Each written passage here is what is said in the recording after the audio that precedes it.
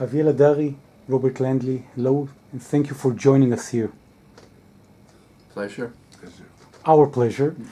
After so many years together, if you could share with me the most profound moment of your friendship, please, Aviel.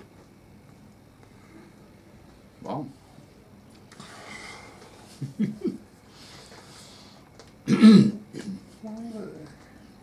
think the most profound moment, of course, it has to do with a choice of a moment from life, and it has to do with a choice of a moment for work, because our life and work has been very interactive. I mean, I would say that from life is in 2012, I'm in Ichilov Hospital. In Israel. And yeah, I was supposed to host Robert and be part of his working tour. And I became very, very sick. Robert had to take care of the schedule and do the work that needs to be done. And we met in Ichilov Hospital. Interesting enough, I was in a bad medical situation and was very happy to see Robert come and visit me. Robert was in the midst of taking care of something that happened to him these days, and partially admitted himself to the hospital. Wow. For a day that was some kind of dealing with something was from a different kind of illness. Nothing to do with theater and psychology, though. Everything to do with theater and psychology. Had to do with the body. And with the body and the soul that probably was. I think I look back at this time. I spent more than a month in the hospital, and Robert's emerging out of nowhere. I knew that he's in Israel, but I was not connected to anything that was outside my room. And he kind of emerging into the room, it was as if the life comes back to me, something that is a major part in my life, our relationship. If I pick a moment, that would be the moment of him entering this hospital room. Wow. Tell me, Professor Robert Landy, if you would remember that precise second, how would you describe it from your unique angle? Yeah, I was very scared because when I looked at Avi and I realized that he looked like he was not long to be in the world. He looked like he was dying. And I didn't know if I would ever see him again. And it was a profoundly sad moment. And there was a third person in the room, interestingly enough, and he was a rabbi. And he was an old friend of Avi's, and the three of us met. And there was this spiritual presence that was holding us both together, I think. And it so happens that tomorrow we're going to see him. We're invited by he and his group of followers to go to Jerusalem and Mesharim and work with him as part of the group. Avi has worked with them in the past, and they've invited me through Avi to do some work with them. So you're talking about working with them in the fields of your profession of drama therapy, but in more in a broader sense, in a more spiritual sense. And from my point of view, I'm interested in talking to them about God. And one of my big major research projects in my life was talking to children, very young children from 4 years old to adolescents, and asking them about God from different cultures: Jewish, Christian, Muslim, Buddhist, Hindu, and asking them to draw pictures of God and tell stories about God. And so this this has been a theme of my life for, I don't know, 25 years or so. And so to speak to the rabbi and a group of ultra-Orthodox men about God on Hanukkah seems to be very profound in itself. And the fact that I'm going with Avi as my partner, guide, best friend, it's so meaningful, and it's about life. And the other thing I want to say is that on this visit, Avi's father is in the hospice, and he's dying. And so, talk about profound times to meet. When Avi was very sick, when Avi's father is dying, we appear for each other. When I was very sick, you know, that's a big part of our friendship. To hold the joys of living, of life, and to support the loss of power, of life, you know, the inevitability of death. That's been a big part of our relationship. And during this research of yours, after so many books and documentaries and photographs and people that you've met and workshops that you gave and students, have you found God? Has God found me? Maybe is the question. I don't know if God needs to ask the question, if have I found God, as if to say that God is hiding and needs to be found.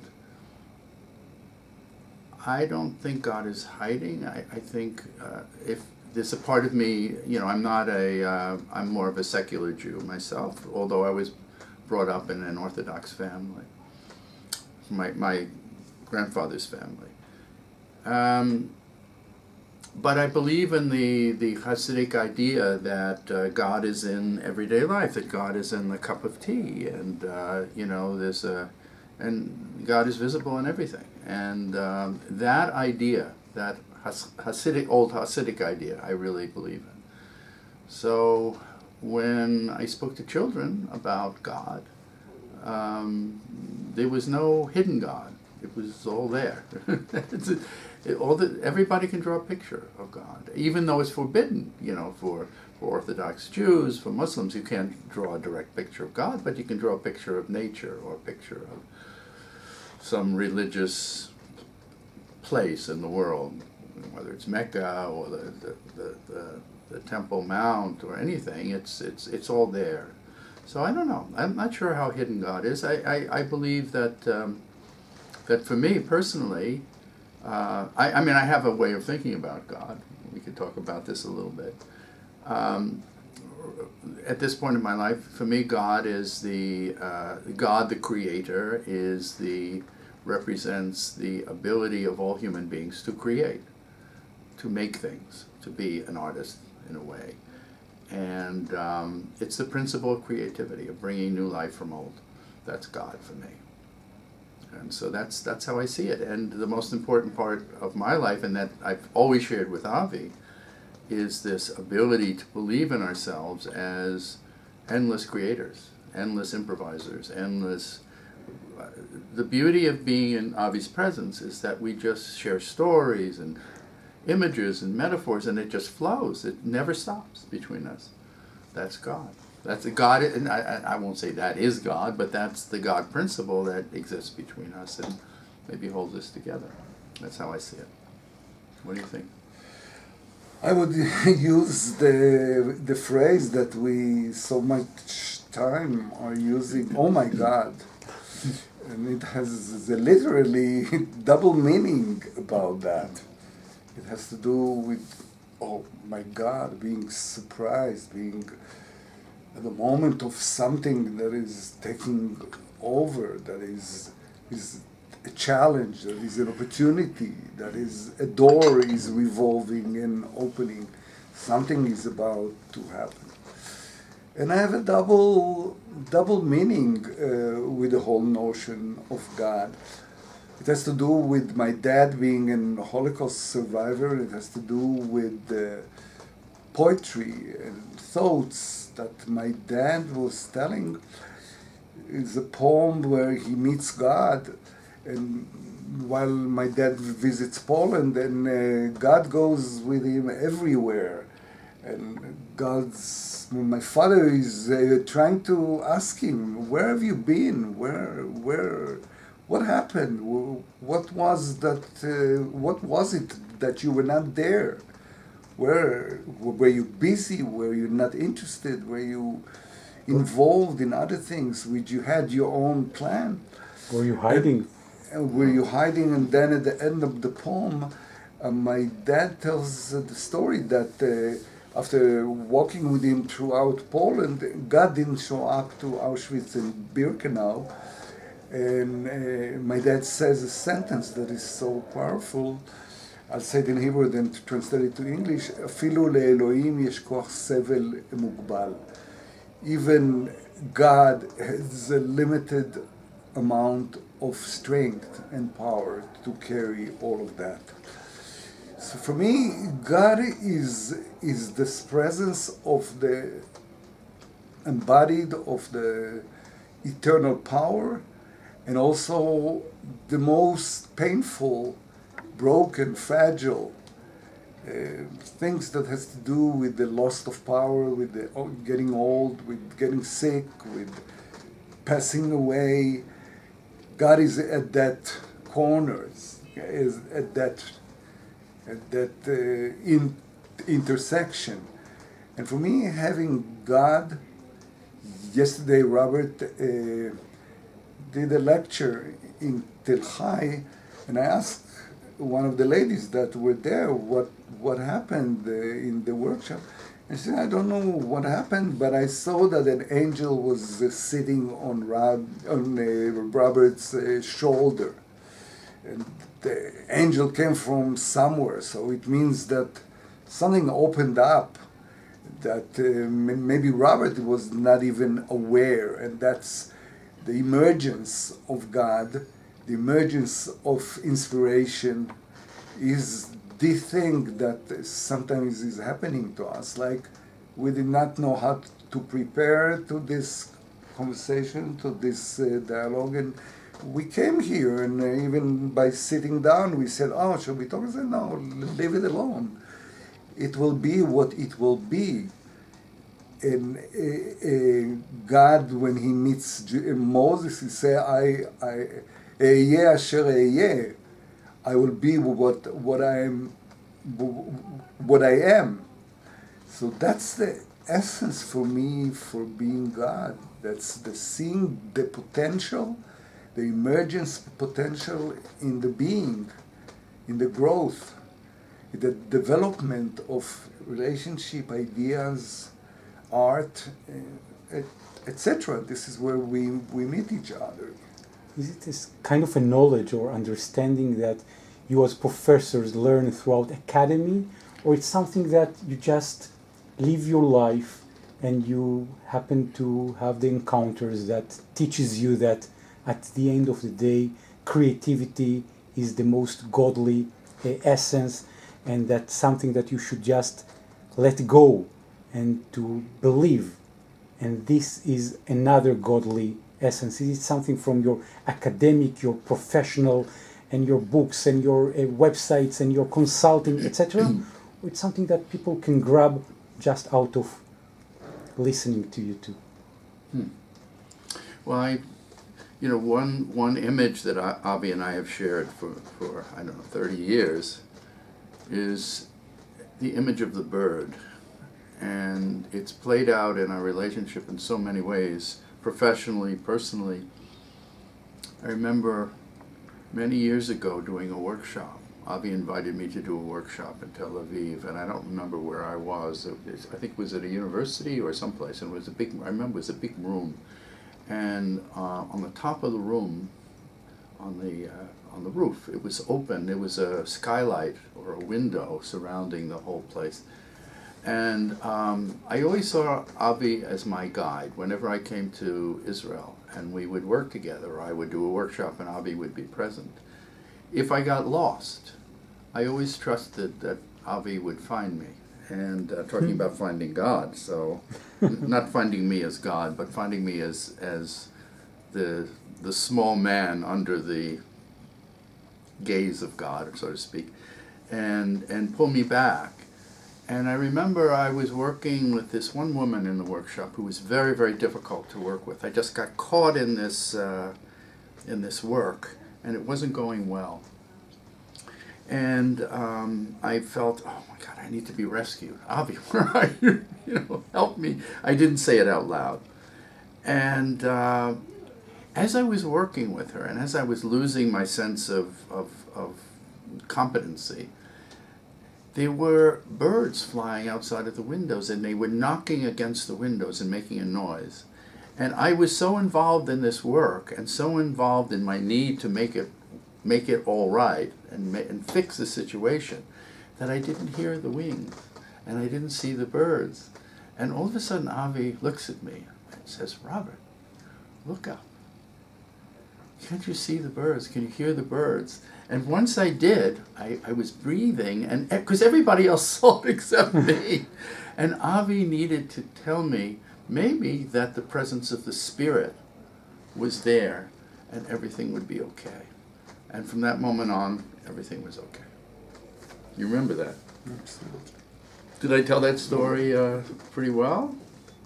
You're a wonderful storyteller. No, I mean, Absolutely in terms of what had happened. Yes. In terms of my memory. But it has to do with the notion of the agreement to let go, the agreement to be lost.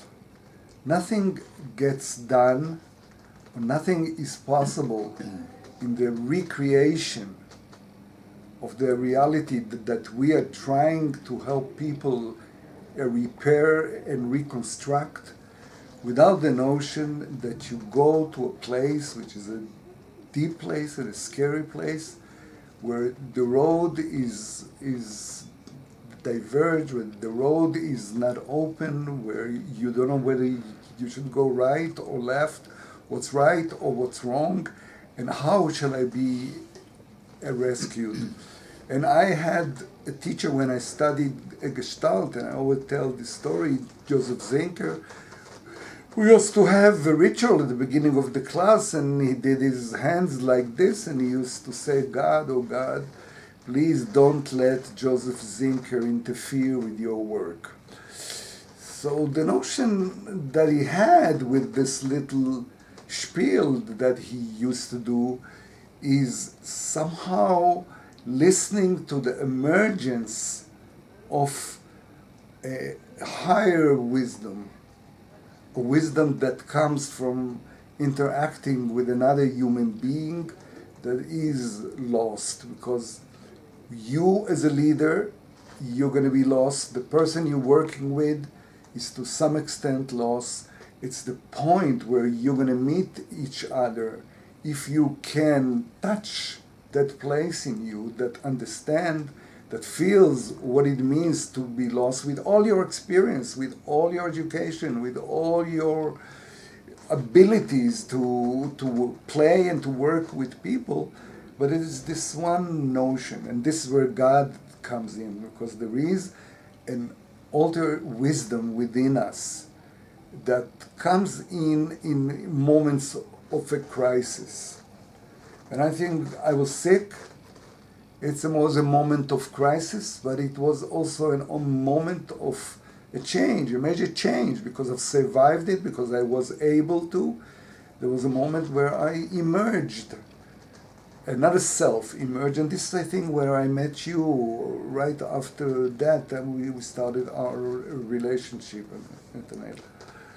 So for me, the notion of meeting Robert is a person that I can go on a journey, and in that journey we can enlighten in ourselves and in the others these wonderful moments of being found and being lost. We are like a lost and found with the lost and found a department. Committee. Robert and Aviel, Hadari and Landy, I want to thank you very, very much for being with us and sharing this wonderful and enlightening conversation together. Thank you so much. Thank you. Thank you.